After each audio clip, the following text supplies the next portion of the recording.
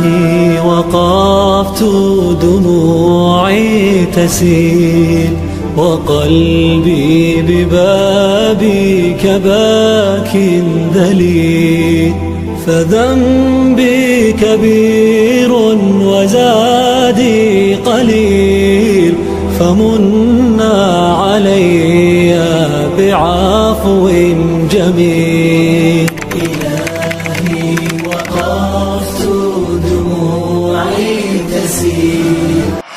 السلام عليكم ورحمة الله وبركاته. كل عام وأنتم بخير، طبتم وطاب ممشاكم. أهلا وسهلا بكم من جديد في حلقة جديدة من بوضوح. عقبال ما الحلقة دي تنزل إن شاء الله هيكون عدى تلت رمضان، هيبقى فاضل التلتين. يا رب يا رب نكون استطعنا في أول تلت من رمضان اللي احنا نكون من العتقاء في أول هذا الشهر الكريم، وربنا يا رب يوفقنا في عبادته فيما بقى من هذا الشهر. يعني إن شاء الله الحلقة بتاعت النهاردة هتكون حلقة شيقة شوية عن موضوع مهم جدا جدا جدا، وهو الحب والارتباط. المهم يا صديقي، أنا ما عنديش مشكلة أول ما نبدأ كده، أنا ما عنديش مشكلة اللي أنت تحب، بس إحنا هنحط شوية قواعد كده هنمشي معاهم. أولا الحلقة هتبقى تقريبا يعني هتتقسم لجزئين، تمام؟ بسبب إن الحلقة هتكون كبيرة شوية إن شاء الله يعني، فهتبقى جزء أول وجزء تاني إن شاء الله. أولا ربنا سبحانه وتعالى وضع شوية قوانين علشان أنت إنسان ضعيف، عشان ما تقعش في بعض الأخطاء. أيوة إحنا لازم نحب، أنت لا يستطيع المرء أن يعيش بدون حب، ولكن إحنا ربنا سبحانه وتعالى وضع لنا شوية قوانين كده محجمان. ربنا سبحانه وتعالى بيقول في كتابه العزيز: وخلق الإنسان ضعيفا. يعني أنت إنسان ضعيف، علشان كده إحنا أول حاجة هنقول عن الحب اللي هو حاجة كويسة، حاجة حلوة، هو شعور. طيب إيه الفرق ما بين الحب والانجذاب؟ ده هنعرفه قدام شوية. طيب الحب إحنا بنقسمه لنوعين: حب حلال وحب حرام. الحب كله حلال، تمام؟ إلا الإنسان هو اللي بيحول الحب الحلال لحب حرام. ده احنا هنتفق مع بعض عليه. يعني انت اللي في ايدك تحول الحاجة الحلال لحرام. حلو؟ الحب الحلال هو ما صرف إلى الحلال، والحب الحرام هو ما صرف إلى الحرام. طيب امتى بقى يتحول بينا الحب الحلال إلى حب حرام؟ لما انت مثلا، أنا شخص تمام بحب فلانة، تمام، شفتها عجبتني فحبيتها وخلاص على كده وانتهى الموضوع. هذا الأمر بيني، يعني في نفسي جوايا، ما أظهرتهوش، ما بينتهوش، ما رحتش كلمتها، ما رحتش عملت، ما رحتش خليت، ما رحتش سويت. واحد بيحب زوجته، هذا حلال. طيب امتى بقى يبقى حرام؟ اللي انا اروح ابعت لها، اكلمها على الواتس: والله انا بحبك يا فلان، تبدا يحصل علاقه او ارتباط والى اخره. طبعا هنتكلم عن الموضوع ده قدام شويه برضه. المهم يا صديقي، والحب الحرام هو ما صرف الى حرام. عشان كده احنا بنقول لك هو الحب حوله من شيء حلال الى شيء حرام. السؤال المعتاد اللي بيدور في بالك او بالها دلوقتي: انا بحبها وهي بتحبني، تمام، بنصحي بعض صلاة الفجر، بنقويها اللي هي تقرا ورد القرآن، بنساعد بعض اللي هو ايه، انا اقرا ورد، قرأت النهارده ورد القرآن بتاعك؟ قرأت ورد القرآن بتاعك؟ صليت الفجر؟ صليت الفجر. سهيت عن صلاة الفجر ترن عليا، طب انا صحي عن صلاة الظهر، وهكذا. هل ده حرام؟ ايوه يا عم حرام. انت ما انتش فاهم، انا عايز افهمك حاجة. هل دوت، انا مش هقول لك زي سين من الناس اللي قال لك طب ابوها عارف خلاص يبقى حلال. لا، انا مش هقول لك كده. ربنا سبحانه وتعالى ما امرناش بكده، ما امرناش بكده خالص. ليه انا بقول لك حرام برضه؟ ليه انا بقول لك حرام؟ لان احنا هنا ده اختلاط غير شرعي.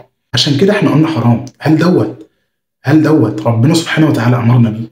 انا مش بقول لك اللي انا مش، بص احنا، انت اللي بيدور في بالك دلوقتي والشيطان بيلعب في بالك، جاي بيقول لك او نفسك بتقول لك اللي قدامك ده جاي يقول لك ان الحب حرام، ما تسمعلوش. انا مش جاي اقول لك كده.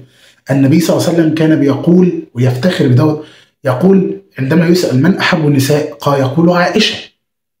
يعني النبي صلى الله عليه وسلم كان بيحب السيدة عائشة من النساء، وعندما يسأل من أحب الرجال إليك يقول أبو بكر أباها. فأنت النبي صلى الله عليه وسلم كان بيحب عائشة وكان بيحب الصحابة وكان بيحب سيدنا أبو بكر. بس الحب أنت بقى استغله صح إزاي؟ والله أنا بحب فلانة، هروح أتقدم لها، أخش من الباب من بيته. ربنا سبحانه وتعالى بيقول ولا تتبعوا خطوات الشيطان، ما تمشيش ورا الشيطان، الشيطان هيضيعك، الشيطان هيوصلك لمرحلة وحشة. طيب بالنسبة بقى لموضوع تاني، أنا دلوقتي تمام في موضوع الحب، أنا مش بحبها، تمام، إحنا صحاب، إحنا أصدقاء وصحاب وبنصحي بعض وبنقوي بعض على المذاكرة ومش عارف إيه، إحنا في الكلية لو أنا ناقصاني محاضرة هي بتصورها لي، وأنا لو ناقصت محاضرة بصورها لها. طيب هنا بقى إيه الموضوع هنا؟ الموضوع هنا ربنا سبحانه وتعالى خاطب فيها البنات وقال ولا متخذات أخدان. بمعنى إيه بقى؟ بمعنى اللي هي مش متخذة صاحب، ما عندهاش صحاب. ربنا سبحانه وتعالى بيقول لك ما تاخديش صحاب ولاد، ما تصاحبيش ولاد، ده ربنا اللي قال لك مش أنا اللي جاي أقول لك. ربنا سبحانه وتعالى بيقول لك ما تصاحبيش ولاد. الولد مهما بلغ اللي هو قدر المساعدة لازم في يوم من الأيام يطلب مقابل المساعدة ديت، لازم في يوم من الايام هيحتاج يعني مقابل ليها. انت طبعا انت قاعد بتقول لي لا يا عم انا مش عايز مقابل، انا مفيش مقابل انا عايزه. مفيش حاجه اسمها لله وللوطن زي ما بنقولوا كده، يعني انا مش بعمل حاجه لله وللوطن كده زي ما بيقولوا الشباب ما بينهم وكده، المثل الدارج ما بينهم لله وللوطن. مفيش حاجه كده، هو الامر بيندرج واحده واحده، تمام.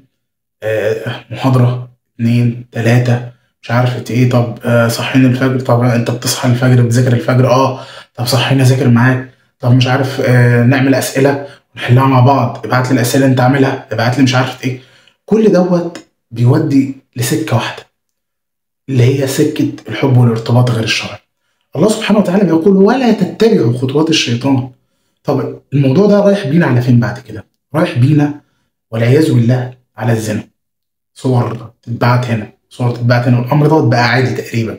طب ليه؟ احنا ايه اللي وصلنا للمنطقه ديت؟ ايه اللي وصلنا للنقطه ديت؟ الشيطان بقينا احنا بنمشي ورا طريق الشيطان بسرعه. دلوقتي الشيطان هو الطريق اهوت، احنا بنخش وراه، اجري اجري، انا حبيت خلاص اجري، طب انا اعجبت بواحده اجري على طول. طب ايه الفرق بين الحب والاعجاب؟